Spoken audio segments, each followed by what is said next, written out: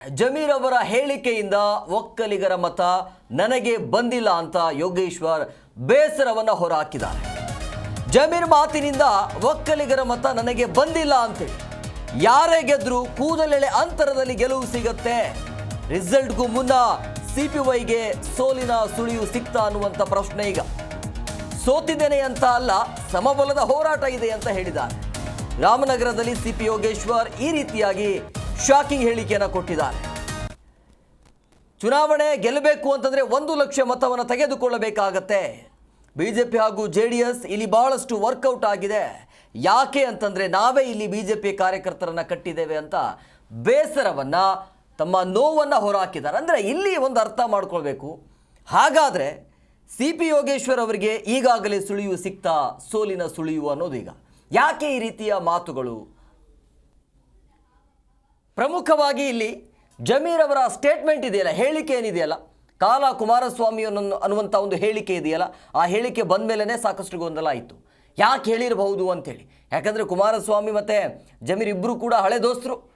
ಇದಕ್ಕಿದ್ದಾಗಿ ಹಿಂಗೆ ಹೇಳೋದಕ್ಕೆ, ಈ ಸಿ ಪಿ ಯೋಗೇಶ್ವರ್ ಅವ್ರನ್ನ ಸೋಲಿಸೋದಕ್ಕೆ ಹಂಗೆ ಹೇಳಲಾಗ್ತಾ ಇದೆ ಅನ್ನುವಂಥ ವಿಚಾರಗಳು, ಚರ್ಚೆಗಳು ಕೂಡ ಆಗ್ತಾ ಇತ್ತು. ಅದೇ ವಿಚಾರವನ್ನು ಇಲ್ಲಿ ಪ್ರಸ್ತಾಪ ಮಾಡಿದ್ದಾರೆ. ಆದರೆ ಇಂಡೈರೆಕ್ಟಾಗಿ ಈ ರೀತಿಯಾಗಿ ಹೇಳಿದ್ದಾರೆ. ಜಮೀರ್ ಅವರ ಮಾತಿನಿಂದ ಒಕ್ಕಲಿಗರ ಮತ ನನಗೆ ಬಂದಿಲ್ಲ ಅಂಥೇಳಿ ಕೊನೆಯ ಕ್ಷಣದಲ್ಲಿ ಏನು ಬೇಕಾದರೂ ಆಗಿರಬಹುದು ಅಂತ ಆ ರೀತಿಯಲ್ಲಿ ಹೇಳಿಕೆಯನ್ನು ಕೊಟ್ಟಿದ್ದಾರೆ. ಸೊ ಯಾರೇ ಗೆದ್ದರೂ ಕೂಡ ಕೂದಲೆಳೆ ಅಂತರದಿಂದ ಗೆಲುವನ್ನು ಸಾಧಿಸಬಹುದು ಅಂತೇಳಿ. ಯಾಕೆ ಈ ರೀತಿಯ ಮಾತುಗಳು ಅಂತೇಳಿ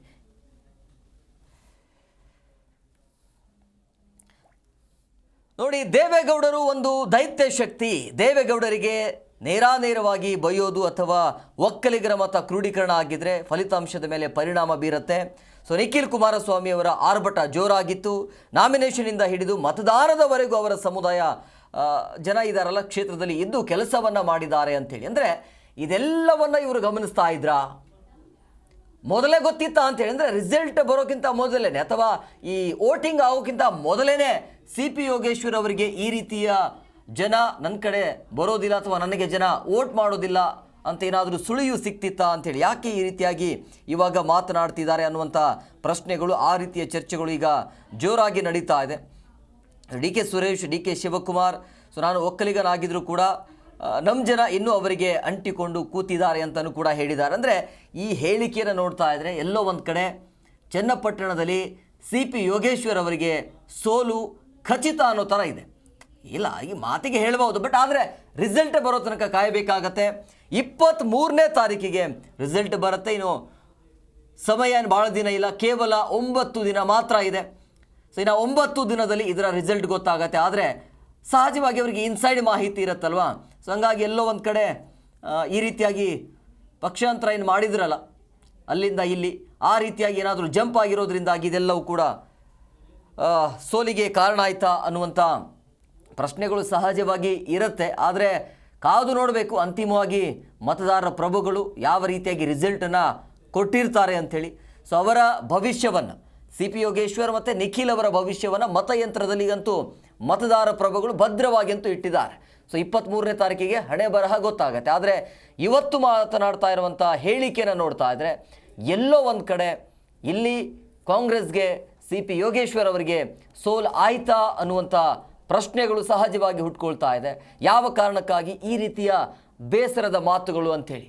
ಅಂದರೆ ಜಮೀರ್ ಅವರು ಇದ್ದಕ್ಕಿದ್ದ ಹಾಗೆ ಹೇಳಿಕೆಯನ್ನು ಕೊಡ್ತಾರೆ. ಕರಿಯಾ ಅನ್ನುವಂಥ ಸ್ಟೇಟ್ಮೆಂಟು, ಕಾಲ ಕುಮಾರಸ್ವಾಮಿ ಅನ್ನುವಂಥ ಹೇಳಿಕೆಗಳು, ಅದನ್ನು ಸರಿಯಾದ ರೀತಿಯಲ್ಲಿ ಚನ್ನಪಟ್ಟಣದಲ್ಲಿ ಅದು ವರ್ಕೌಟ್ ಆಯಿತು ಬಿ ಜೆ ಪಿಗೆ ಮತ್ತು ಜೆ ಡಿ ಎಸ್ಗೆ.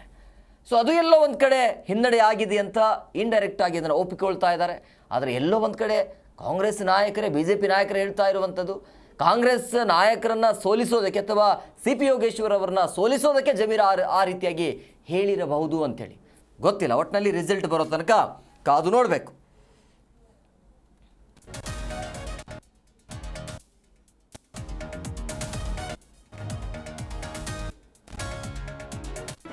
ಜಿ ಕನ್ನಡ ನ್ಯೂಸ್ ಈಗ ನಿಮ್ಮ ಮನೆಯಲ್ಲೇ ನೋಡಿ.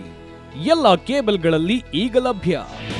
ನಿಮ್ಮ ನೆಚ್ಚಿನ ಜಿ ಕನ್ನಡ ನ್ಯೂಸ್ ಈಗ ಸನ್ ಡೈರೆಕ್ಟ್ ನಲ್ಲಿ number 292, Tata play number 1664, Jio TV number 1334, NXT digital number 30, in cable number 30, city networks 51, U digital number 162, GTPL number 17, Rockline telecommunications number 42, Shri Basaveshwara cable number 168, rural cable network 60, Vinayaka digital 57, Abhishek cable 821, city channel 53, Siddeshwara cable network 57, V4 digital Infotech 628, Surya digital networks 53, Gajanan digital number 836, Malnad Infotech private limited number